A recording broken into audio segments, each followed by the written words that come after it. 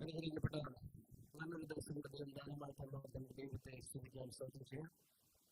ഈ ആരാധനയ്ക്കായിട്ട് സഭയിലേക്ക് കടന്നുകൊണ്ടിരിക്കുന്ന ഏവർക്കും ദൈവനാമത്തിലുള്ള സ്നേഹം നിലർത്തി അറിയിക്കുന്നു. ഒപ്പം അവർക്ക് ചിന്തിച്ചുകൊണ്ടിരിക്കുന്ന ഏവർക്കും ദൈവനാമത്തിലുള്ള സ്നേഹം നിലർത്തി അറിയിക്കുകയും ചെയ്യുന്നു. ഒരു നിമിഷം നമുക്ക് പ്രാർത്ഥിക്കാം. ഞങ്ങളെ സ്നേഹിക്കുന്ന സുഖസുന്ദരമേ, ഈ നല്ല ദിവസം ഞങ്ങൾ വിധാനമായി തന്നു ഞങ്ങളെ സ്നേഹിക്കുന്ന സ്നേഹം ചെയ്യുന്നു. ഈ ആരാധന മുഖ്യമായിട്ട് നിങ്ങൾ സമർപ്പിക്കുന്നു. കർത്താവേ, കടന്നു എല്ലാവരും അനുഗ്രഹിക്കണമെന്ന് പ്രാർത്ഥിക്കുന്നു. എല്ലാവിധമായ നന്മകളോടുകൂടി ഭാവി നടക്കണം. കഴിഞ്ഞ ആഴ്ചക്കാലം ഞങ്ങൾ നടത്തിക്കൊണ്ടുപോകാനായിട്ട് സ്തോത്രം ചെയ്യുന്നു, ശ്രദ്ധിക്കുന്നു. ഇന്ന് കടന്നു വരാൻ സാധിക്കാത്തവർക്ക് വേണ്ടിയും പ്രാർത്ഥിക്കുന്നു. അവരായിരിക്കുന്നതിന് സാക്ഷികളായി ജീവിക്കുവാൻ സാധിക്കണമെന്ന് പ്രാർത്ഥിക്കുന്നു. കർത്താവേ, ഇന്നത്തെ ചർച്ച മുഖ്യമായിട്ട് സമർപ്പിക്കുന്നു. നമ്മുടെ പാസ്റ്ററിന് പ്രാർത്ഥിക്കുന്നു, കുടുംബത്തിന് വേണ്ടി പ്രാർത്ഥിക്കുന്നു. ചെയ്യുന്ന ദൈവീയ വേലകളെ മാനിക്കുന്ന കുറവുകൾക്കായിട്ട് സ്തോത്രം ചെയ്യുന്നു. മനസ്സിലുകളിൽ പാടുപെടുന്ന കാണിക്കുന്നു. എല്ലാം ജീവൻ വെച്ച് യേശുവിന്റെ നാമത്തിൽ തന്നെ എല്ലാവരും കർത്തസ്ഥിതികളെ എടുക്കാം. സ്തോത്രം ചെയ്യുന്നു. ജീവന്റെ ഉറവിടമായ ക്രിസ്തുവിനെ സ്തുതിക്കുവാനായിട്ട് നമുക്ക് ഇടണം. നമ്മുടെ താഴ്ചയിൽ നമ്മുടെ കൂടെ ഇരിക്കണമെന്നാണ് ദൈവം. നമ്മുടെ ഉയർച്ചയിൽ നമ്മോടൊപ്പം സന്തോഷിക്കണമെന്നാണ് ദൈവം. ഇനി വീഴ്ചയില്ലാതെ ചിന്തിക്കുന്ന അവസരങ്ങളിൽ നമ്മുടെ കരം പിടിച്ച് നമ്മൾ നടത്തുന്നവനാണ് ദൈവം. ആ ജീവനുള്ള ദൈവം ഇന്ന് നമ്മളോട് ജീവിക്കണമെന്ന് ദൈവത്തെ സ്തുതിക്കാൻ സാധിക്കുക. അനുഗ്രഹിക്കപ്പെട്ട ഗാനം പാടി ഇന്നത്തെ ആരാധന ആരംഭിക്കും. ജീവന്റെ ഉറവിടം ക്രിസ്തു.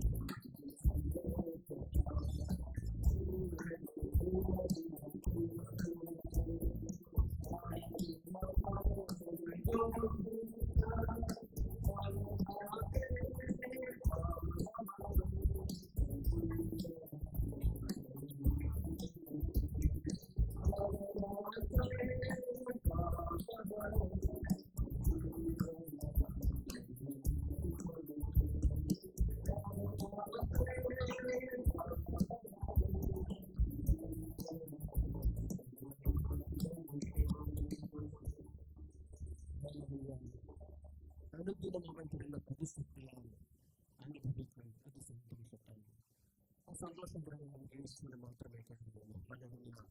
ഹല്ലേലൂയ. ദുഃഖിച്ചിരിക്കുകയാണ്. സങ്കീർത്തനത്തിൽ പറയുന്ന പോലെ നിന്റെ മുഖത്തിൽ പ്രകാശമാണ് നോക്കുന്നത്.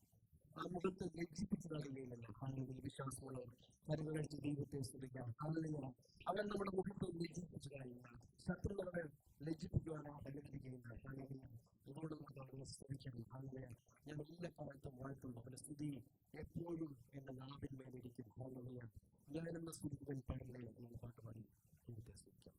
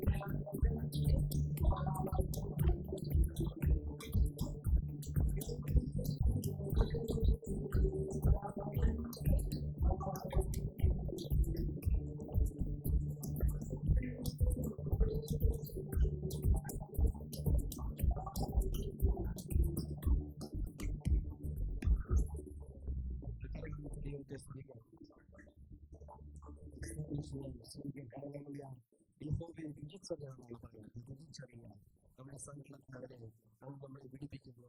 ആ കരുതൽ ആ സ്നേഹം തിരിച്ചറിയാനായിട്ട് സാധിക്കും. പ്രിയനും മധുരമായ യേശുക്രിസ്തു രുചിച്ചു നോക്കി എൻ്റെ ഭക്തിത്വങ്ങളെ ഒന്നും സ്ഥിതിക്ക് കൊണ്ടുവരില്ല.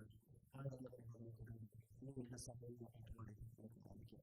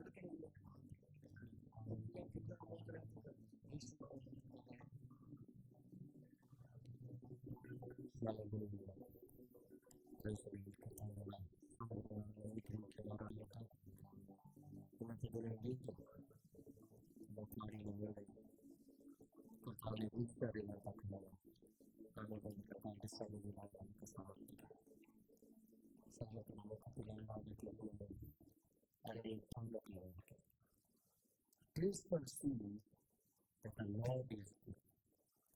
Blessed are the one who is trusting. യഹോവ നല്ലവനെന്ന് രുചിച്ചിട്ടുണ്ട്. അവനിൽ ആശ്രയിക്കുന്ന വലിയ പിടിക്കുന്നു ആദ്യമാണ്. പ്രിയപ്പെട്ടവരെ, ഏറ്റവും അധികമായി നമ്മൾ കർത്താവിനെ രുചിച്ചറിഞ്ഞപ്പോഴാണ് അറിയാം നമ്മൾ നേടിയിരിക്കുന്നു, നമ്മൾ തകർന്നിരിക്കുന്നു, നമ്മൾ തളർന്നിരിക്കുമ്പോൾ, നമ്മൾ വിഷമിച്ചിരിക്കുമ്പോൾ, ദുഃഖത്തോടുകൂടി ഇരിക്കുമ്പോൾ, മരണത്തോടുകൂടി ഇരിക്കുമ്പോൾ അവൻ നമുക്ക് സ്നേഹത്തോടെ നമുക്ക് അറിയാം. സങ്കീർത്തനം 51 അധ്യായം അതിന്റെ 17 ദൈവത്തിന് നന്മയാകുന്നു പകർന്നിരിക്കുന്ന മനസ്സ്, പകർന്നു യോഗ്യയിരിക്കുന്ന ഹൃദയത്തെ ദൈവമേ നീ നിരസിക്കുന്നില്ല.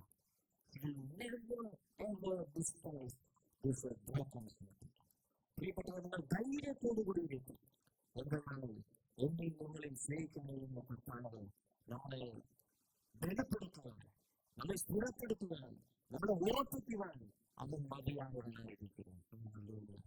സങ്കീർത്തനങ്ങളുടെ പുസ്തകം 27 അധ്യായം അതിന്റെ 14 വാക്യം, സങ്കീർത്തനം 31 അധ്യായം അതിന്റെ 24 വാക്യം, 2 വാക്യങ്ങൾ വായിച്ചു നോക്കുമെങ്കിൽ wait on the Lord, be of good courage, he will strengthen your heart എന്നാണ് പറയുന്നത്. യഹോവയിൽ പ്രത്യാശ വയ്ക്കുക, നിങ്ങൾ ദൃഢവും മനസ്സോടുകൂടി ഇരിക്കാൻ തക്കവണ്ണം നിങ്ങൾ ധൈര്യപ്പെട്ടിരിക്കുക, നിങ്ങൾ വളരെ ഉറച്ചിരിക്കട്ടെ എന്നാണ് പറയുന്നത്. ഞാൻ ഇന്നും പ്രയാസത്തിലിരിക്കുമ്പോൾ എങ്ങനെ നമുക്ക് മനസ്സ് ഉറച്ചു നയിക്കുവാൻ സാധിക്കും? ഇങ്ങനെ ഹൃദയം നമുക്ക് പണങ്ങാതെ ജീവിക്കുവാൻ സാധിക്കും? ബുദ്ധിമുട്ടാണ് പറയപ്പെട്ടത്. എന്നാൽ നമ്മെ വിളിച്ചവനായ കർത്താവ് അവൻ വിശ്വസ്തനായിരിക്കുന്നു. അടുത്തുള്ളവരോട് പറയണം, എന്നെ വിളിച്ചവൻ വിശ്വസ്തനായിരിക്കും. എനിക്കും നിങ്ങൾക്കും വാഗ്ദത്തം ചെയ്തവൻ അവൻ വിശ്വസ്തനായിരിക്കുന്നു. എബ്രായർ 10 അധ്യായം 23 വാക്യം.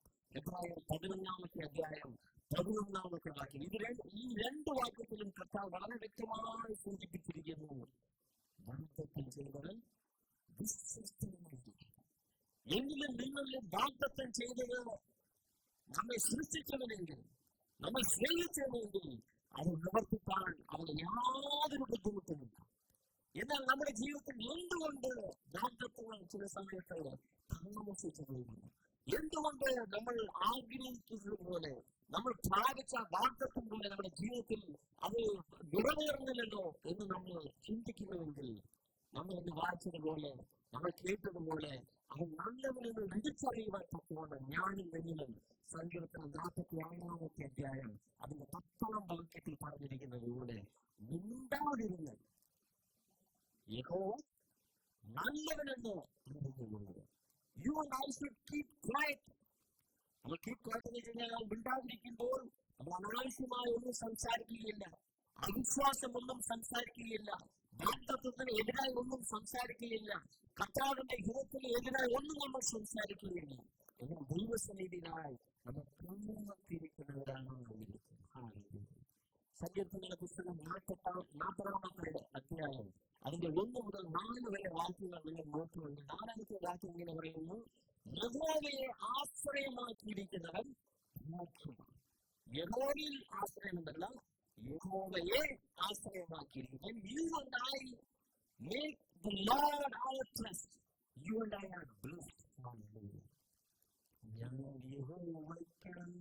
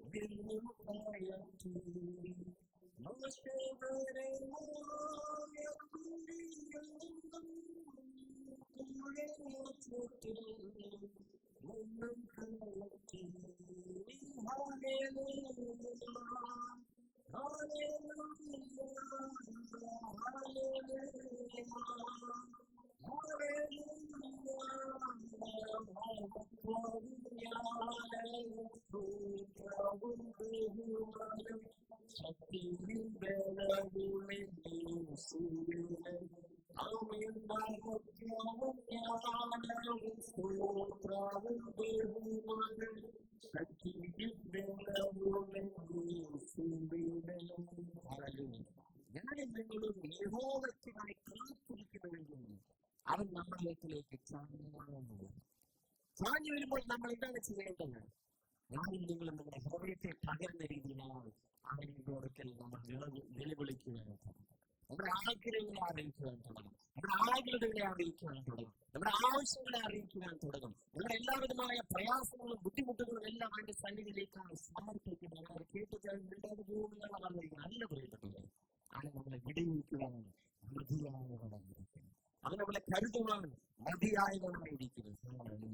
സങ്കീർത്തനങ്ങളുടെ പുസ്തകം 115-ാമത്തെ അധ്യായം അത് 1 മുതൽ അവസാനം വരെ നിങ്ങൾ വാക്യങ്ങളിലും അവിടെ നിങ്ങൾ കാണുവാൻ സാധിക്കും. ഈശ്വരനെ നിങ്ങൾ യഹോവയിൽ ആശ്രയിക്കുക, അവൻ നമ്മുടെ പരിചയവും അവൻ നമ്മുടെ സഹായവുമായിരിക്കുന്നതാണ്. അതിന്റെ തൊട്ടടുത്ത വാക്യം പറയുന്നു: അബ്രഹാം പുത്രന്മാരെ നിങ്ങൾ യഹോവയിൽ ആശ്രയിക്കുക, അവൻ നമുക്ക് സഹായവും പരിചയവുമായിരിക്കും. അതിന്റെ തൊട്ടുതാഴെ വീണ്ടുമായി പറഞ്ഞിരിക്കുന്നു: യഹോവ ഭക്തന്മാരെ, നിങ്ങൾ ചെറിയവരായാലും ശരി വലിയവരായിരുന്നാലും ശരി യഹോവയിൽ ആശ്രയിക്കുക, അവൻ നമുക്ക് പരിചയവും സംഗീതമാണ്. തുടർന്ന് വായിച്ചു നോക്കുമ്പോൾ ഇങ്ങനെ ആശ്രയിക്കുന്ന എല്ലാവരുടെ ജീവിതത്തിലും അവൻ ആനന്ദമാണ്. നിങ്ങളിൽ സന്തോഷം നിറയ്ക്കും, നിങ്ങളിലായിരിക്കുന്ന ദുസ്സമതകളെ അവൻ മാറ്റും, നിങ്ങളിലായിരിക്കുന്ന പ്രയാസങ്ങളെ മാറ്റും, നിങ്ങളിലായിരിക്കുന്ന എല്ലാ ആഗ്രഹങ്ങളെയും മാറ്റി നിങ്ങളെ ആനന്ദിപ്പിക്കുമെന്ന് നാം വചനം ഓർപ്പിക്കുന്നത്. ഞാനും നിങ്ങളും ആരാധിക്കുന്നത് ജീവനുള്ള കർത്താവാണ്. ഞാനും നിങ്ങളും ആരാധിക്കുന്നത് ഏതോ ഒന്ന് പറഞ്ഞു വെച്ച് നമ്മൾ താങ്കളുടെ വഴിയിൽ കിട്ടുന്നത് നല്ല പ്രിയപ്പെട്ടവരെ. അവൻ നിത്യതയോളം നടത്താൻ നമ്മൾ വാഗ്ദത്തം ചെയ്യുന്നു. നമ്മൾ വെള്ളത്തിൽ കിടന്നു പോകുമ്പോഴുമാണ് നമ്മോടുകൂടി ഇരിക്കുന്നത്. നമ്മൾ അഗ്നിയിലൂടെ കടന്നു പോകണം. നമ്മളോട് കൂടെ ഇരിക്കുന്നവൻ എന്തിനാണെന്നറിയാം നമ്മുടെ കൂടെ ഇരിക്കുന്നത്? സുരക്ഷിതമായി നമ്മെ അക്കരയെത്തിക്കും. നമ്മൾ ഏത് സ്ഥാനത്തായിരുന്നാലും നമ്മളെ അനുഗ്രഹിക്കാൻ അവൻ മതിയായവനായിരിക്കും. അവന്റെ വാഗ്ദത്തം നമ്മുടെ ജീവിതത്തിൽ നിലവാരം തന്നെ ചെയ്യും. അതിന് ചെയ്യേണ്ടത് നമ്മൾ അവന്റെ സന്നിധിയിൽ കാത്തിരിക്കുന്നവരാണ്. അവന്റെ സന്നിധിയിൽ കാത്തിരിക്കുമ്പോൾ ചില സമയത്ത് നമുക്ക് പരീക്ഷകൾ വന്നെന്നിരിക്കാം, ശോധനകൾ വന്നെന്നിരിക്കാം, പരീക്ഷണങ്ങൾ വന്നെന്നിരിക്കാം. എന്നാൽ അതിലൊന്നും കണ്ട് നമ്മൾ കലങ്ങി പോകരുത്, അതൊന്നും കണ്ട് നമ്മൾ കുടുങ്ങി പോകരുത്, അതൊന്നും കണ്ട് നമ്മൾ നിരാശപ്പെടരുത്. എന്തുകൊണ്ടെന്നാൽ നമ്മുടെ കൂടെ ഉള്ളത് അവൻ ശക്തനായിരിക്കുന്നു, അവൻ നമ്മെ സ്നേഹിക്കുന്നവനായിരിക്കുന്നു. പിതാവായ ദൈവമാണ് ഏക പുത്രനും നോക്കാണ് യേശു ക്രിസ്തുവിനെ എനിക്കും നിങ്ങൾക്കും വേണ്ടി അവൻ തന്നെങ്കിൽ അതിന്റെ കൂടെ സമൃദ്ധമാണ് തരാതിരിക്കുന്നു. റോമൻ 8:32 പ്രിയപ്പെട്ടവരെ, നമ്മുടെ ജീവിതത്തിൽ എല്ലാം നന്മയ്ക്കായി രൂപാന്തരപ്പെടുത്തുന്നത് എപ്പോഴാണെന്നറിയാമോ? യേശുവിനോട് സ്വന്തം രക്ഷകനെ സ്വീകരിക്കുമ്പോൾ എനിക്ക് വേണ്ടി രക്ഷകനെ തന്നുള്ള പിതാവ് എനിക്ക് നന്ദി. യേശുവെ എനിക്ക് വേണ്ടി അങ്ങ് താരക്കാരനായി ആ ക്രൂശിലായി സകലതും അങ്ങ് ഏറ്റെടുത്തതിനായി നന്ദി. പ്രിയപ്പെട്ടവരെ, ഞാനും നിങ്ങളും കടന്നു പോകേണ്ടത് ശിക്ഷകളെ അവൻ ഏറ്റെടുത്തു. ഞാനും നിങ്ങളും ഏറ്റെടുക്കേണ്ടുന്ന ആ ക്രൂശ് മരണത്തെ അവൻ ഏറ്റെടുത്തു. ശാപമായ ചിഹ്നത്തെ അവൻ തോന്നി. എന്തിനാണ് നമ്മെ ആശീർവദിക്കുവാൻ, നമ്മെ ഉയർത്തുവാൻ, നമ്മെ നന്ദിയിൽ നടത്തുവാൻ. 10-ാമത്തെ അധ്യായം അതിന്റെ 13-ാമത്തെ 10-ാമത്തെ അധ്യായം അതിന്റെ 13-ാമത്തെ. മനുഷ്യർക്ക് നടപ്പല്ലാത്ത പരീക്ഷ നിങ്ങൾക്ക് നേരിട്ടിട്ടില്ല.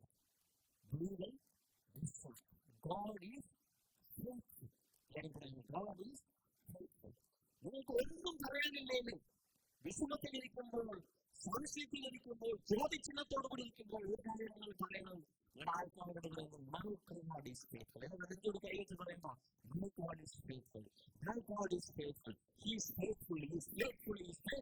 ഇന്നലെ നിന്നും എന്നും അങ്ങനെയായിരിക്കുന്ന കർത്താവ് അത് വിശ്വസ്തനായിരിക്കുന്ന പ്രിയപ്പെട്ടവർ.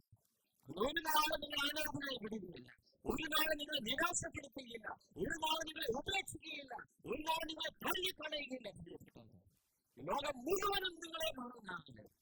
ഒരു പക്ഷേ ഞാൻ എന്നെ തന്നെ വെറുത്താലും വെറുക്കാത്ത ഒരു പിതാവ്, എന്നെ സ്നേഹിക്കുന്നതിനായ ഒരു പിതാവുണ്ട്, എന്നെ വഴി നടത്തുന്നതിനായ ഒരു പിതാവുണ്ട്, എന്നെ പരിപാലിക്കുന്നതിനായ ഒരു പിതാവുണ്ട്, എന്നെ സംരക്ഷിക്കുന്നതിനായ ഒരു പിതാവുണ്ട്. പ്രിയപ്പെട്ടവർ, ഇത് എന്തുമെന്ന് നമ്മൾ പറഞ്ഞുകൊണ്ടിരിക്കണം. ശത്രുവായ ചോദനകളെ കൊണ്ടുവന്നിരിക്കണം. അതിന്റെ മധ്യത്തിൽ നമുക്കറിയാം എന്റെ ദൈവം വിശ്വസ്തനാണ്. തുടർന്ന്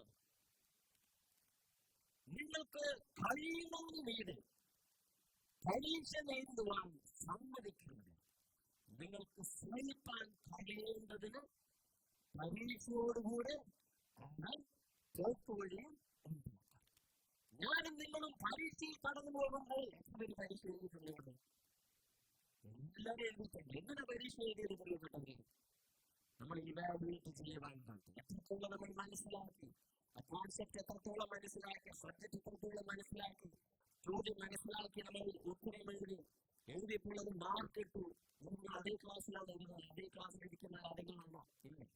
അവിടുത്തെ translate will be moved to the next level, will be upgraded, will be promoted, will be lifted up. എത്രയത് മനസ്സിലാണെന്ന് പറയപ്പെട്ടത്. ഞാൻ നിങ്ങൾ പരീക്ഷയിൽ പോകുന്നെങ്കിൽ അതിന്റെ അർത്ഥം നമ്മെ പ്രൊമോട്ട് ചെയ്യുവാനും നമ്മളിൽ ദൈവം പ്രവർത്തിക്കുവാനാണ്. ശത്രുവായിരിക്കും ചിലപ്പോൾ പരീക്ഷയിൽ കൊണ്ടുവന്നത്, ദൈവമായിരിക്കും ആ പരീക്ഷയെ അനുവദിച്ചത്. എന്നാൽ ഞാൻ നിങ്ങൾ ഓർക്കണം, God will never test us to ruin us. Rather, He will reveal us that He loves us so much. കർത്താവ് നമ്മെ ഒരിക്കലും പരീക്ഷിക്കുന്നത് നശിപ്പിക്കുവാനല്ല, തകർക്കുവാനല്ല, പകരം അവന്റെ സ്നേഹത്തിൽ വെളിപ്പെടുത്തുന്നു. മകനെ, മകളെ, നീ ഈ സ്ഥാനത്ത് ഇരുന്നാൽ പോകാം, നിന്നെ ഞാൻ ഉയർത്തും. നിന്നെ ഞാൻ നിശ്ചയമായും അനുഗ്രഹിച്ച് ഉയർത്തുക തന്നെ ചെയ്യും. 13-ാമത്തെ അധ്യായം സങ്കീർത്തനം അതിന്റെ 7-ാമത്തെ വാക്യം. എളിയവനായ എന്നെ പൊതിയിൽ നിന്ന് വീണെടുത്തു. വെളുപ്പിനെ കുപ്പയിൽ നിന്ന് ഉയർത്തു. എന്താണ് പ്രഭുക്കന്മാരുടെ മധ്യത്തിൽ ഇരുത്തി.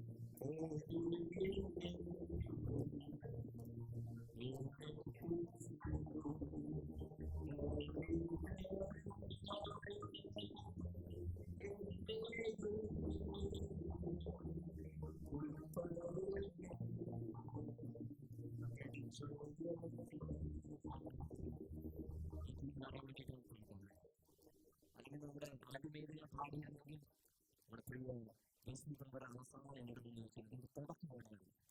ഇത് തുടക്കമില്ലാണ് നിങ്ങൾ കുടിയിലായിരുന്നാലും കുപ്പയിലായിരുന്നാലും ഏത് സ്ഥാനത്തായിരുന്നാലും നമ്മളെ ഉയർത്തുവാനും പിതാവാണ് മതിയായവനായിരിക്കും. നമ്മൾ സ്നേഹിക്കുന്നവനായി ക്രിസ്തു മതിയായവനായിരിക്കും. അത്രത്തോളം നമ്മെ സ്നേഹിക്കുന്നവനായിട്ടാണ്. എത്രത്തോളം സ്നേഹിച്ചതറിയാമോ? നമ്മൾ വിട്ടുനാടുകളിലേക്കാൻ പിതാവിനെ ഇഷ്ടം വലിയ തന്റെ ഏകത്രത്തോടുകൂടി നോക്കിയോ ഈ വീട്ടിൽ അയച്ചതോ നമ്മെ വിടുവിട്ടാൻ പറ്റില്ല. ഒരു മൂന്നാഴ്ചയുണ്ട് അവന്റെ സ്വന്തം വീട്ടിനെയും എനിക്കാൻ നിങ്ങൾക്ക് അയച്ചു. നമുക്ക് ഇരിക്കുന്നില്ല.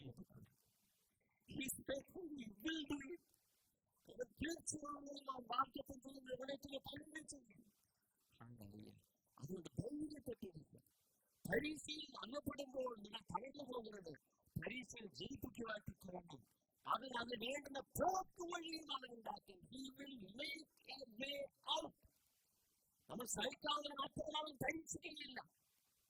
ആ പരീക്ഷയുടെ മധ്യത്തിൽ അതിൽ നിന്ന് നമ്മൾ മോചിതരാണ്, ജയാളികളായി പുറത്തു വരുവാണ്. പിതാവായ കർത്താവ് യേശു ക്രിസ്തുവിലൂടെ പരിശുദ്ധാത്മാവിന്റെ നിറവോടുകൂടി നമ്മെ ജയാളികളാക്കി മാറ്റി അവൻ പുറത്ത് ഉറപ്പുകൊണ്ട്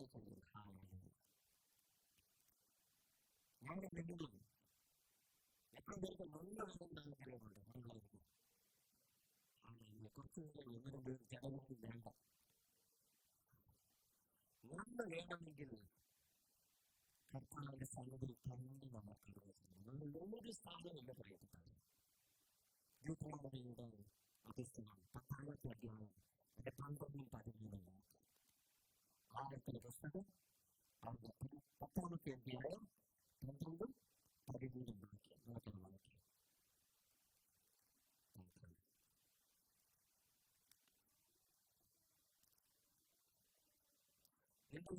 ദൈവമായ യഹോവയെ ഭയപ്പെടുകയും 1, എല്ലാ വഴിയും നടക്കുകയും 2, അവനെ സ്നേഹിക്കുകയും 3, പൂർണ്ണ ഹൃദയത്തോടും പൂർണ്ണ മനസ്സോടും സേവിക്കുകയും നാളെ ഞാൻ നിങ്ങളൊക്കെ ആജ്ഞാപിക്കുന്ന യഹോവയുടെ കൽപ്പനകളും ചട്ടങ്ങളും നിന്റെ നന്മയ്ക്കായി പ്രമാണിക്കുകയും വേണം എന്നല്ലാതെ ദൈവമായ യഹോവ നിന്നോട് ചോദിക്കുന്നത് എന്ത്? അപ്പൊ 5 കാര്യങ്ങൾ നമുക്കിവിടെ കാണാൻ സാധിക്കും.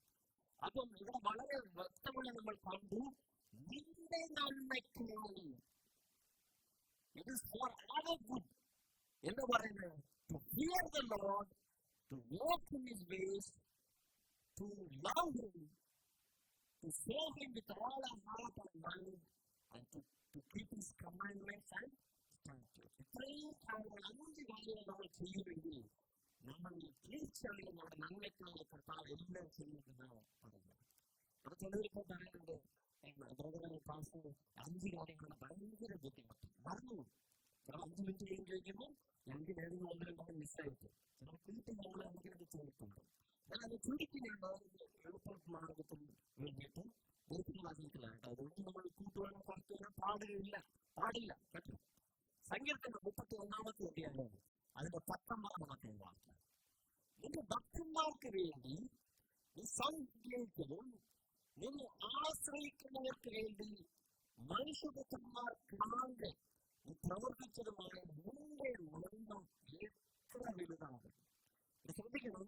അപ്പൊ വലിയ ആ നന്മ ഞാനും നിങ്ങൾ പ്രാപിക്കണമെങ്കിൽ 1 നമ്മുടെ ഭക്തന്മാരോടിരിക്കണം, 2 കർത്താവിനെ ആശ്രയിക്കുന്നത്. രണ്ടാമത് കർത്താവിനെ നമ്മൾ ആശ്രയിക്കുകയും അവനെ ഭയപ്പെട്ട് ജീവിക്കുകയും ചെയ്യുമ്പോൾ നമ്മുടെ ജീവിതത്തിൽ നന്മ തീർച്ചയായും വരുമെന്ന് പറയുന്നത്. അത് കർത്താവിനെ ഭയപ്പെടുക എന്ന് വെച്ചാൽ ഇതിന്റെ അർത്ഥം പ്രിയപ്പെട്ടത്. സദൃശ്യവാക്യം 8-ന്റെ തുല്യമാണ്.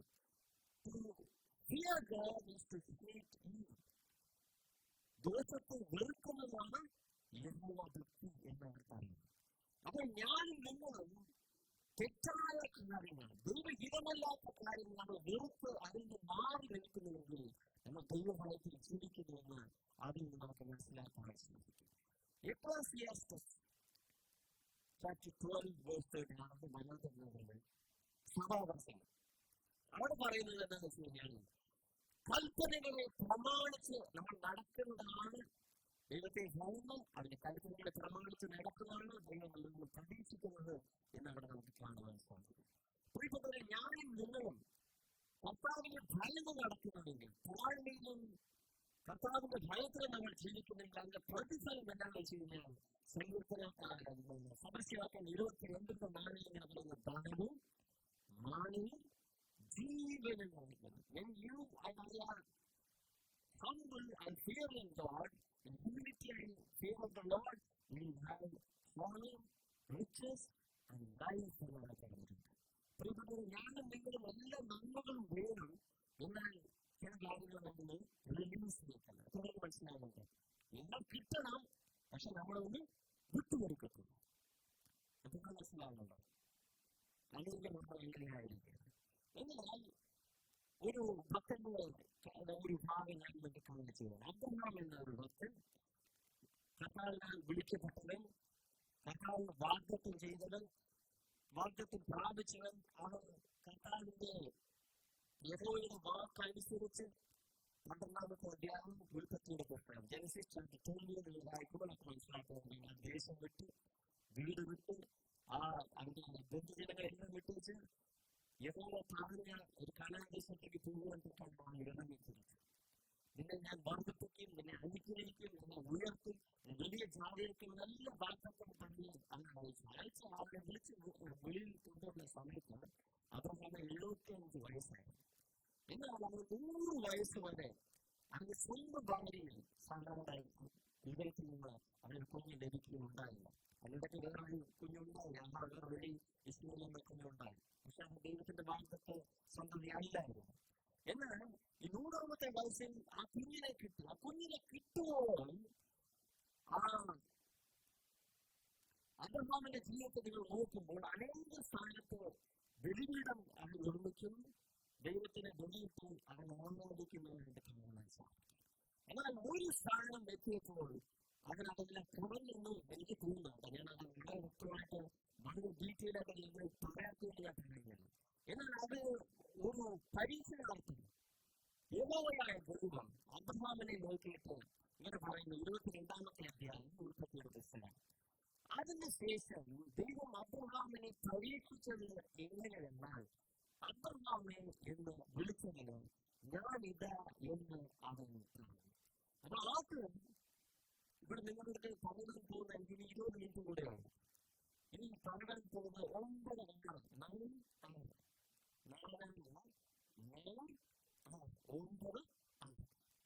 അപ്പൊ മലയാളം പെട്ടെന്ന് നമുക്ക് മനസ്സിലാവും. അപ്പൊ 9 ആദ്യത്തെ ആള് കർത്താവ് പിതാവായി ദൈവമാകൂടെ ഇങ്ങനെ പറഞ്ഞു. എന്തുകൊണ്ടാണ് അബ്രഹാമിനെ പരീക്ഷിക്കാൻ തക്കവണ്ണം അബ്രഹാമിനെ വിളിച്ചതിന് ഞാനിതാ എന്ന് തിരിച്ചറിഞ്ഞു. അപ്പൊ ഞാനും നിങ്ങളും ഇതിനു മുമ്പ് ദൈവം നമ്മളെ വിളിച്ചിട്ടുണ്ടെങ്കിൽ അതിനെ നമ്മൾ മനസ്സിലാക്കുന്ന രീതിയിൽ നമ്മൾ ശ്രദ്ധിച്ചിരിക്കണം എന്നാണ് അർത്ഥം. ഒന്നാമത്. രണ്ടാമത്തെ വാക്യം, അപ്പോൾ അവൻ നിന്റെ മകനെ നീ സ്നേഹിക്കുന്ന നിന്റെ ഏകജീവനായ ഈശോയെ തന്നെ കൂട്ടിക്കൊണ്ട് മോറിയ ദേശത്ത് ചെന്ന് അവിടെ ഞാൻ നിന്നോട് കൽപ്പിക്കുന്ന ഒരു വയലിൽ അതിനെ ഹോമയാഗം കഴിക്കാൻ എന്ന് അരുളി ചെയ്തു. രണ്ടാമത്തെ ആള്, ആദ്യത്തെ ആളെ റെക്കഗ്നൈസ് ആയിരുന്നു, രണ്ടാമത്തെ ആളെ റിയലൈസ് ചെയ്യിക്കുവാനുണ്ട്. എന്ന് വെച്ചാൽ സിറ്റുവേഷൻ മനസ്സിലാക്കിപ്പിക്കുവാൻ വേണ്ടി വളരെ വ്യക്തമായിട്ട് എന്തിനെ വിളിച്ചെന്നുള്ളത് ദൈവം പറയുന്നത്. ഏകപുത്രൻ സ്നേഹിക്കുന്നവനായ ഇസ്ഹാക്കിനെ ഹോമയാഗമായി കഴിക്കണമെന്ന് പറയുന്നത് കാണാൻ സാധിക്കും. മൂന്നാമത്തെ വാക്യം, അബ്രഹാം അതികാലത്ത് എഴുന്നേറ്റ് കഴുകേറ്റ് കെട്ടി പാലിക്കുറൽ 2 പേരെയും തന്റെ മകൻ ഇസ്ഹാക്കിനെ കൂട്ടി ഹോമയാഗത്തിൽ വിറക് കൂടി എടുക്കുന്നത് പുറപ്പെട്ടു ദൈവം തന്നോട് കൽപ്പിച്ച സ്ഥലത്തേക്ക് പോയി. അപ്പൊ മൂന്നാമത്തെ ആളാണ് ആദ്യം എന്തുകൊണ്ട് റെക്കഗ്നൈസ്, രണ്ടാമത് റിയലൈസ്, മൂന്നാമത് റെസ്പോൺസ്, പ്രതികരണം. എന്തായിരുന്നു പ്രതികരണം? അത് പെട്ടെന്ന് എല്ലാവരോടൊന്നും ആലോചിച്ചതൊന്നും പറഞ്ഞിട്ടില്ല. എല്ലാവരോട് സംസാരിച്ചു, വീട്ടുകാരോട് സംസാരിച്ചൊന്നും പറഞ്ഞിട്ടില്ല. ഇവിടെ വ്യക്തമായിട്ട് പറയുന്നു, അവൻ തന്നെ എല്ലാം ഒരുക്കി അതികാലത്ത് എഴുന്നേറ്റു കഴുതിയെ പുറപ്പെട്ട് കെട്ടി പാലിക്കാരി കൊണ്ട് അവന്റെ സഹായികളെ 2 പേരെ കൂട്ടി ഹോമയാഗത്തിൽ എഴുതുന്ന വിറകുകൾ എല്ലാം എടുത്തുകൊണ്ട് ദൈവം കൽപ്പിച്ച സ്ഥലത്തേക്ക് അവൻ പോയി. ഞാൻ നിങ്ങളും ഒന്ന് ചിന്തിച്ചു നോക്കുന്നു. യോന എന്ന പ്രവാചകന്റെ അടുത്തുള്ള ദൈവത്തിന്റെ ഒരു അരുളപ്പാട് ഉണ്ടായി. എത്രയും പെട്ടെന്ന് നിലവിൽ എന്ന ദേശത്തേക്ക് കടന്നു ചെന്ന് ദുഷ്ടത നിറഞ്ഞ ദേശത്തിന് എതിരായി നീ പ്രസംഗിക്കണം എന്ന് അവരുടെ പറഞ്ഞു. അവൻ നേരെ അവൻ കടന്നു ചെന്ന് നിലവിലേക്ക് പോയതെന്ന് പറഞ്ഞിരിക്കുന്നത്. പാർസീസ് എന്ന ദേശത്തേക്ക് വേറൊരു വഴിക്ക് അവൻ പോയി എന്നാണ് കാണാൻ സാധിച്ചത്. അവിടെ പോയി പ്രസംഗിച്ചാൽ മതിയായിരുന്നു. പക്ഷെ അതുപോലും അവന് ദുഷ്ടമതയോടുകൂടി അവിടെ പോയി കഴിഞ്ഞാൽ ചിലപ്പം മനസ്സിലാക്കി അവരെ ക്ഷമിക്കും പൂർണ്ണമൊക്കെ അവരുടെ പുസ്തകങ്ങൾ വായിച്ചാൽ നമുക്ക് മനസ്സിലാക്കുന്നത് അവൻ പോയില്ല. എന്നാൽ ഇവിടെ ശ്രദ്ധിക്കണം, തന്റെ വലിയ 25 വർഷകാലം കഴിഞ്ഞ് അവന് വാഗ്ദത്ത പുത്രനെ കിട്ടിയ മകനെ ദൈവം ചോദിക്കുവാൻ യാതൊന്നായി എനിക്ക് തരണമെന്നാണ്. ഒരുപക്ഷെ ദൈവം ചോദിച്ചത് തെറ്റായിരിക്കുമോ, വേറെ എന്തെങ്കിലും സൗണ്ടോടെ കേട്ടത്, ശബ്ദമാണ് കേട്ടത് എന്നാണ് സംശയിച്ചത്. എന്നാലും ദൈവം പറഞ്ഞ ആ സ്ഥലത്തേക്ക് തന്നെ പോയേക്കാമെന്ന് പറഞ്ഞ് അവൻ ഒരുങ്ങി ഇറങ്ങുന്നതായിട്ട് നമുക്ക് കാണുവാൻ സാധിക്കും. പലരും ധ്യാനിച്ചുകൊണ്ടിരിക്കുന്ന സ്ഥാനമെന്ന് ചെയ്യാൻ നന്മ നമ്മൾക്ക് അത്യധികമായി നമ്മൾക്ക് പ്രാപിക്കണമെങ്കിൽ നമ്മൾ എങ്ങനെ ജീവിക്കണമെന്നാണ് ചോദിക്കുന്നത്. അത്യധികമായി നമ്മുടെ ജീവിതത്തിൽ നന്മ തീർച്ചയായും വർദ്ധിപ്പിക്കുക തന്നെ ചെയ്യും. തീർച്ചയായും അവൻ വർദ്ധിപ്പിക്കുക തന്നെ ചെയ്യും. എല്ലാവരും പറയും തീർച്ചയായും വർദ്ധിപ്പിക്കുക തന്നെ ചെയ്യും. അത് ചെയ്യേണ്ടത് നമ്മൾ പ്രാപിക്കുക മാത്രമല്ല, ചില സമയത്ത് കർത്തവ്യം ചോദിക്കുമ്പോൾ നമ്മൾ റിലീസ് ചെയ്യുവാനും നമ്മൾ മുൻകൈയെടുത്ത് കാര്യങ്ങളെല്ലാം ചെയ്യണം. മുൻകൈയെടുത്ത് എല്ലാം ഒരുങ്ങി ഇറങ്ങിയിടാൻ കാണുവാൻ സാധിക്കും. നാലാമത്തെ വാക്യം, 3-ാം ദിവസം അബ്രഹാം നോക്കി ദൂരത്ത് നിന്ന് ആ സ്ഥലം കണ്ടു.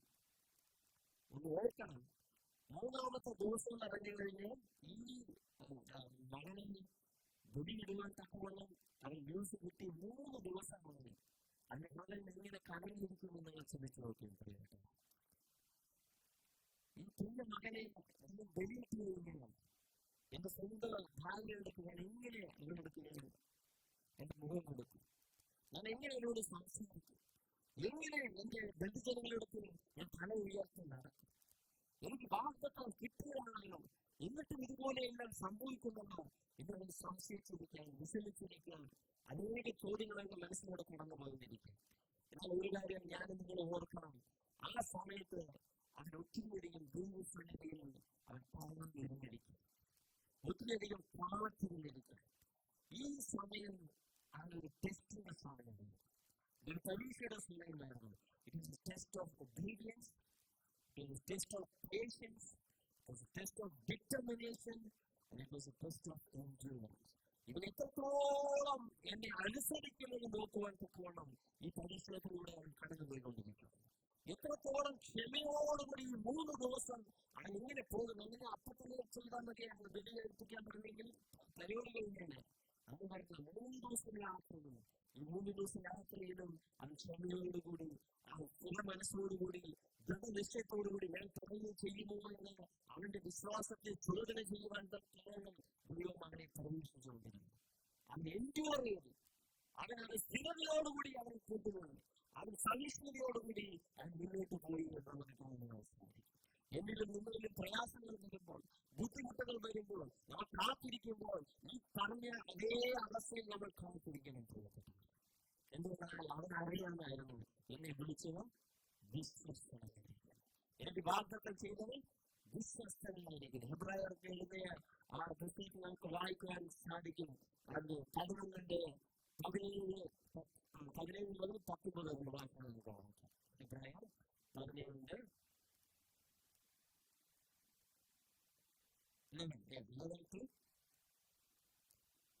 11-ാമത്തെ അധ്യായം 17 മുതൽ 19 വാക്യം. വിശ്വാസത്താൽ ആബ്രഹാം താൻ പരീക്ഷിക്കപ്പെട്ടപ്പോൾ ഇസ്ഹാക്കിനെ യാഗം അർപ്പിച്ചു. ഇസ്ഹാക്കിനെ ജനിക്കുന്നവർ നിന്റെ സന്തതി എന്ന് വിളിക്കപ്പെടുമെന്ന് അരുളപ്പാട് ലഭിച്ച് വാഗ്ദത്തങ്ങളെ കൈക്കൊണ്ടവൻ എന്റെ ഏകജാതനെ അർപ്പിച്ചു. മനുഷ്യരുടെ ഇടയിൽ നിന്ന് ഉയർപ്പിച്ചവൻ ദൈവം ശക്തനെന്നുകയും അവരുടെ ഇടയിൽ നിന്ന് എഴുന്നേറ്റതിനെ പോലെ അവരുടെ തിരികെ പ്രാപിക്കുകയും ചെയ്തു എന്ന ഒരു വിശ്വാസത്തെ കുറിച്ചാണ് പറയുന്നത് കാണുന്നത്. വിശ്വാസത്തിൽ ഞാനും നിങ്ങളും സ്ഥിരപ്പെടണമെങ്കിൽ, വിശ്വാസത്തിൽ നാം ബലബദ്ധത്തോടുകൂടി നമ്മൾ മുന്നേറണമെങ്കിൽ നമ്മൾ അനുസരണമുള്ളവരായിരിക്കണം. 2, നമ്മൾ ക്ഷമയുള്ളവരായിരിക്കണം, കാത്തിരിക്കുവാൻ പറ്റണം, ക്ഷമയുള്ളവരായിരിക്കണം, ദീർഘക്ഷമയുള്ളവരായിരിക്കണം. 3, ദൃഢനിശ്ചയത്തോടുകൂടി ആയിരിക്കണം. എന്റെ കർത്താവിനെ എന്നെ ഒരു നാളും ലജ്ജിപ്പിക്കത്തില്ല, എന്നെ വിളിച്ചത് തീർച്ചയായും വാർത്തിക്കുമെന്ന് പറഞ്ഞ് ദൃഢനിശ്ചയത്തോടുകൂടി കർത്താവ് പറഞ്ഞ വാക്കനുസരിച്ച് മുന്നോട്ട് പോകണം. 4, endure ചെയ്യുന്നുണ്ടായിരിക്കണം, സ്ഥിരതയോടുകൂടി.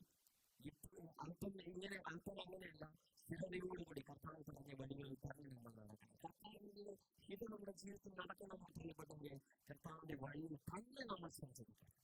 You want God's will to be established in your life, you and I have to go through His will. വേറെ ഒരു മാർഗമില്ല പ്രിയപ്പെട്ടെങ്കിൽ, ആ വഴിയിൽ മാത്രം വഴി നടക്കുകയുള്ളൂ. അതുകൊണ്ട് എത്ര 6 കഴിഞ്ഞു, 4 കഴിഞ്ഞു അല്ലേ? അപ്പോൾ 4ാമത്, he reviewed and he rehearsed the promises that God made in His life. അവന്റെ മുന്നിലെ കർത്താവ് എത്രത്തോളം അവന് വേണ്ടി വാഗ്ദത്തം കൊടുത്തു, അവനെല്ലാം അവന്റെ മനസ്സിൽ അവൻ ഉരുവിട്ടുകൊണ്ടിരുന്നു. അവൻ തിരിച്ച് അവൻ ചിന്തിച്ചുകൊണ്ടിരുന്നിരിക്കുന്നു. അതാണ് അവന്റെ ബലമായി മുന്നോട്ട് പോകുവാൻ സാധിച്ചത്. അവൻ തളർന്നില്ല, അവൻ തകർന്നില്ല, അവൻ തിരിച്ചു പോയില്ല, അവൻ ഷോർട്ടപ്പ് കൊടുത്തില്ല. അവൻ കർത്താവ് പറഞ്ഞതുപോലെ ആ സ്ഥലത്തേക്ക് എത്തി എന്ന് കാണുവാൻ സാധിക്കും. അഞ്ചാമത്തെ വാക്യം, അബ്രഹാം ബാല്യക്കാരോട് നിങ്ങൾ കഴുതയുമായി ഇവിടെ ഇരുത്തും, ഞാനും ദാവീദും അവിടത്തോളം ചെന്ന് ആരാധന കഴിച്ച് മടങ്ങി വരണം എന്ന് പറഞ്ഞു. ശ്രദ്ധിക്കണം, അഞ്ചാമത്തെ വാക്യം, ചില സമയം നമ്മുടെ വിശ്വാസത്തിന്റെ ജീവിതത്തിൽ മുന്നോട്ട് പോകുമ്പോൾ നമ്മളെ തളർത്തുവാൻ തക്കവണ്ണം, നമ്മളെ തടസ്സപ്പെടുത്തുവാൻ തക്കവണ്ണം, നമ്മളെ താമസിപ്പിക്കുവാൻ തക്കവണ്ണം ചില വ്യക്തികളോ ചില സാഹചര്യങ്ങളോ ചില സന്ദർഭങ്ങളോ ഉണ്ടാകട്ടെ. അതെല്ലാം രണ്ട് ജോലിക്കാരെയും കഴുതകളും എല്ലാം മാറ്റി വെച്ചേച്ച് അത് മുന്നോട്ട് പോയി എന്ന് കാണുവാൻ സാധിക്കും. അത് രണ്ടുപേരും കൊണ്ടുപോകുമെങ്കിൽ ചിലപ്പോൾ അത് സമ്മതിക്കാതെ ഇരുന്നു. അവൻ വിചാരിച്ചു, എനിക്ക് കിട്ടിയ ദൈവത്തിന്റെ അനുഗ്രഹം അത് ഞാൻ തന്നെ വർത്തിക്കും. എനിക്ക് വേറെ ഒരാളും അവിശ്വാസത്തിന്റെ വാക്കുകളൊന്നും വേണ്ട, നിരുത്സാഹത്തിന്റെ വാക്കുകളൊന്നും വേണ്ടാന്ന് പറഞ്ഞ് അതെല്ലാം മാറ്റി വെച്ച് മുന്നോട്ട് പോകുന്നത് കാണുവാൻ സാധിക്കും. ആറാമത്തെ വാക്യം, അബ്രഹാം ഓമയാഗത്തിനുള്ള വിറകിലെടുത്ത് തന്റെ മകനായ ഇസഹാക്കിന്റെ ചുമലിൽ വെച്ച് തീയും കത്തിയും താൻ എടുത്തു, ഇരുവരും ഒന്നിച്ച് നിന്നു. അടുത്തത് നമുക്ക് നോക്കുമ്പോൾ റെസ്പോൺസിബിൾ ആയിട്ട് പുള്ളി എന്താ ചെയ്യും, വളരെ പക്വതയോടുകൂടി എല്ലാ കാര്യങ്ങളും ചെയ്തു. വിറകെല്ലാം കടയിൽ വെച്ച് കൊടുത്തു, കത്തിയും തീയെല്ലാം അവരെടുത്തു, മുന്നോട്ട് നടക്കില്ല. 6 മുതൽ 9 വാക്യമാണ് റെസ്പോൺസിബിലിറ്റി കാണിക്കുന്നത്. അപ്പോൾ ഇസഹാക്കിന്റെ അപ്പനായ അബ്രഹാമിനോട് അപ്പോൾ എന്ന് പറഞ്ഞതിനാണ് എന്താണ് മകനെ എന്ന് പറഞ്ഞു, തീയും വിറകുമുണ്ട്, എന്നാൽ ഹോമയാഗത്തിന് ആട്ടിൻകുട്ടി എവിടെ എന്ന് അവൻ ചോദിച്ചു. ദൈവം തനിക്ക് ഹോമയാഗത്തിന് ഒരു ആട്ടിൻകുട്ടിയെ നോക്കിക്കൊള്ളു മകനെ എന്ന് അബ്രഹാം പറഞ്ഞു. അങ്ങനെ അവർ ഇരുവരും ഒന്നിച്ച് നടന്നു. ദൈവം കൽപ്പിച്ചിരുന്ന സ്ഥലത്ത് അവർ എത്തി. അബ്രഹാം ഒരു യാഗപീഠം പണിതു, വിറക് അടുക്കി തന്റെ മകൻ ഇസഹാക്കിനെ കെട്ടി യാഗപീഠത്തിന്റെ വിറകിൻ മീതെ കിടത്തി. ശ്രദ്ധിക്കണം, എല്ലാം വളരെ വ്യക്തമായി സിസ്റ്റമാറ്റിക്കായിട്ട് റെസ്പോൺസിബിൾ ആയിട്ട് എല്ലാ കാര്യങ്ങളും ചെയ്തതായിട്ട് ഉണ്ട്. അവിടെ ഇസഹാക്ക് ചോദിച്ച ചോദ്യത്തിന് അവൻ ഒന്നാമത് ഹൃദയം നുറുങ്ങിയിരിക്കുന്ന അവസ്ഥയായി ബലപ്പെടുന്നുണ്ട്. ഒന്നാലും സംശയം പ്രയാസങ്ങളെല്ലാം കാണുമായിരിക്കും. അവന്റെ മൊത്തത്തിൽ ഒരു ചോദ്യം ചോദിക്കുമ്പോൾ കർത്താവ് നോക്കിക്കൊള്ളും, God will take care of it എന്നൊക്കെ പറഞ്ഞ് അവൻ തീർച്ചയായും അവൻ അറിയുന്ന ഒരു കാര്യം, ദൈവം തീർച്ചയായും കൈവിടുകയില്ല, ദൈവം എന്നെ തീർച്ചയായും ഉപയോഗിച്ചിട്ടില്ല, കർത്താവിനെ നോക്കിക്കൊള്ളും എന്ന് പറഞ്ഞ ഒരൊറ്റ വിശ്വാസത്തിന്റെ വാക്കുണ്ടായിട്ട് മുന്നോട്ട് പോകുന്നത് കാണുവാൻ സാധിക്കും. അടുത്തതായിട്ട് 10ാമത്തെ വാക്യം, പിന്നെ അബ്രഹാം കൈ നീട്ടി തന്റെ മകനെ അറുക്കേണ്ടതിനെ കത്തി എടുത്തു, യാഗപീഠത്തിന്മേൽ കിടത്തി കത്തി എടുത്തു. So now he is ready to release the gift he received from God. And release. ഞാനും നിങ്ങളും കർത്താവിന്റെ അടുക്കിലേക്ക് കടന്നു വരുമ്പോൾ നന്മ നമ്മൾ പ്രാപിക്കും, അനുഗ്രഹങ്ങൾ നമ്മൾ പ്രാപിക്കും. ജോലി കിട്ടിയെന്നിരിക്കാം, കുഞ്ഞുങ്ങളെ കിട്ടിയെന്നിരിക്കാം, നന്മകളും ആശീർവാദങ്ങളും അനുഗ്രഹങ്ങളും എല്ലാവരും കിട്ടിയെന്നിരിക്കാം, ഐശ്വര്യം നല്ല കിട്ടിയെന്നിരിക്കാം. ഒരു പക്ഷേ കർത്താവ് അത് എനിക്ക് വേണ്ടി തരിക എന്ന് പറയുമ്പോൾ അത് റിലീസ് ചെയ്യുവാൻ നമുക്ക് മനസ്സിലുണ്ടായിരിക്കണം. അതുണ്ടെങ്കിൽ അതിനർത്ഥം തന്നവനേക്കാളും കിട്ടിയതല്ല നമുക്ക് സ്നേഹം, തന്നവനെയാണ് നമുക്ക് സ്നേഹം. You and I should love the promise giver rather than the promise itself. You and I should love the miracle worker rather than the miracle itself. You and I should love the healer, not the healing itself. You and I should love the blessing God, not the blessing alone. അതൊന്ന് മനസ്സിലാക്കണം. നമ്മൾ കർത്താവിനെ പ്രാപിക്കുന്നതിന്റെ മേലെ അല്ല നമ്മൾ സ്നേഹത്തെ വയ്ക്കേണ്ടത്. അതിന്റെ മേലല്ല നമ്മൾ എല്ലാവിധമായ ഒരു ഐക്യത, ഒരു അഫിനിറ്റി അതിന്റെ മുകളിലുള്ള വയ്ക്കേണ്ടത്. ഭീകരം കർത്താവിന്റെ മേലാണ് നമ്മൾ അഫെക്ഷൻ വയ്ക്കേണ്ടത്, കർത്താവിന്റെ മേലാണ് നമ്മുടെ അഫിനിറ്റി വയ്ക്കേണ്ടത്, കർത്താവിന്റെ മേലാണ് നമ്മുടെ സ്നേഹം വയ്ക്കേണ്ടത്, കർത്താവിന്റെ മേലാണ് നമ്മുടെ എല്ലാം എന്ന് പറയുന്നത് കർത്താവിലേക്ക് നമ്മൾ സമർപ്പിക്കുന്നത്, റിലീസ് ചെയ്യണം.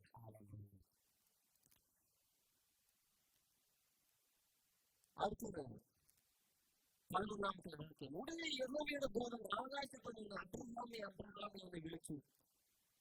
ഞാൻ ഇതാടില്ല അവൻ പറഞ്ഞു, ആരുടെ മേൽ കൈ വയ്ക്കുന്നത്, അവിടെ ഒന്നും ചെയ്യരുത്. എന്റെ ഏകജാതനായ മകനെ തരുവാൻ നീ മടിക്കായക കൊണ്ട് നീ ദൈവത്തെ ഭയപ്പെടുന്നുവെന്ന് ഞാൻ ഇപ്പോൾ അറിയുന്നു.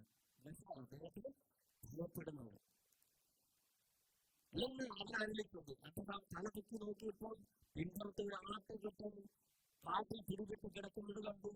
അബ്രഹാം ചെന്ന ആട്ടുകെട്ടിനെ പിടിച്ച് തന്റെ മകന് പേര് ഗോമയായി കഴിച്ചു.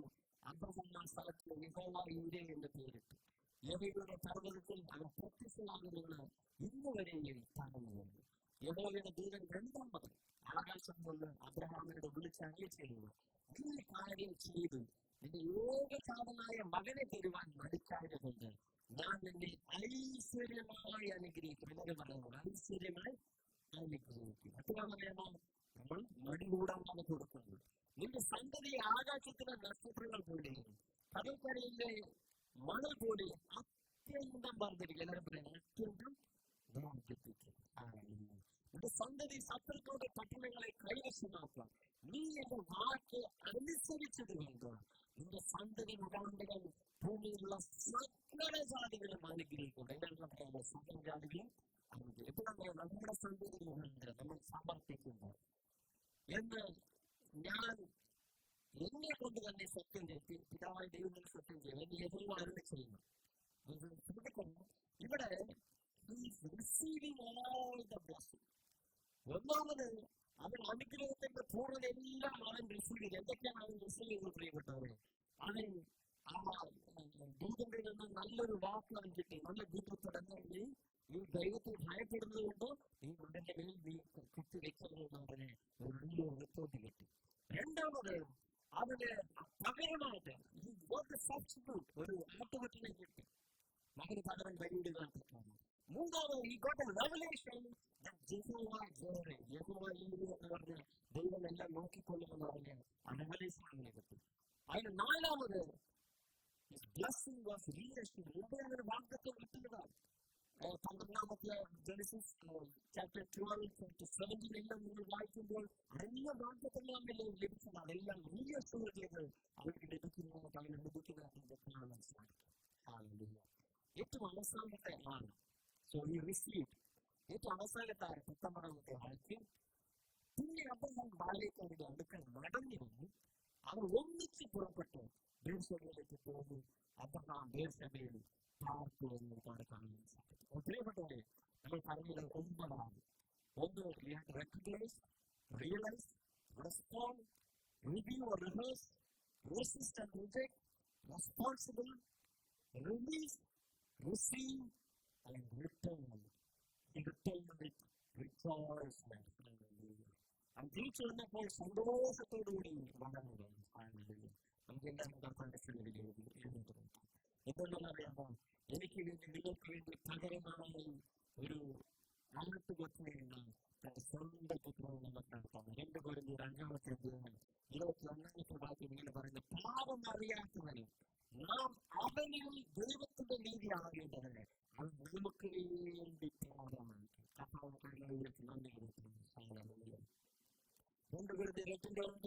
നമ്മുടെ കർത്താവായ യേശുക്രിസ്തു സമ്പന്നൻ ആയിരുന്നിട്ടും അവന്റെ ദാരിദ്ര്യത്താൽ നിങ്ങൾ സമ്പന്നൻ ആകേണ്ടതിന് നിങ്ങൾ നിമിത്തം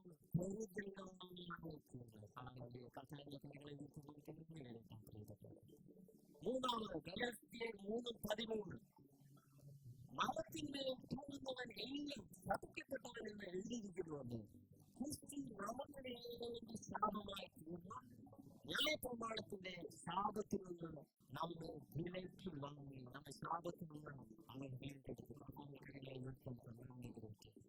പാപത്തിൽ നിന്ന്, ശാപത്തിൽ നിന്ന്, ദാരിദ്ര്യത്തിൽ നിന്ന് നമ്മളെ വിടുവിക്കുന്നതാണ്. നാം പാപം സംബന്ധിച്ച് മരിച്ചു നീതിക്ക് ജീവിക്കേണ്ടതാണ്.